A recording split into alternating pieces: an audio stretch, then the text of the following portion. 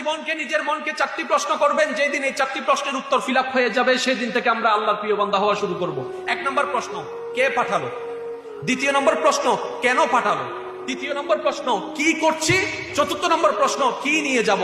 এই 4টি প্রশ্ন যখন আপনি করবেন, প্রথম প্রশ্ন কে পাঠালো, আপনার মন বলবে রব্বুল আলামিন, আল্লাহ পাঠিয়েছেন, সুবহানাল্লাহ।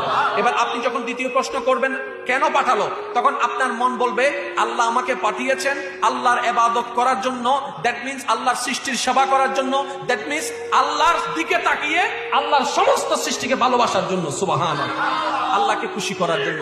3য় নম্বর যখন প্রশ্ন করবেন কি করছি, তখন আপনার অতীত, বর্তমান, ভবিষ্যৎ সব চলে আসবে। যখন আপনি বলবেন যে কি নিয়ে যাব, তখন দেখবেন আপনার কবর, হাসর আপনার সামনে চলে আসবে। এই 4টি প্রশ্ন সুন্দরভাবে ফিল আপ করে আমাদের সবাইকে কবরে যাওয়ার আল্লাহ তৌফিক দান করুন।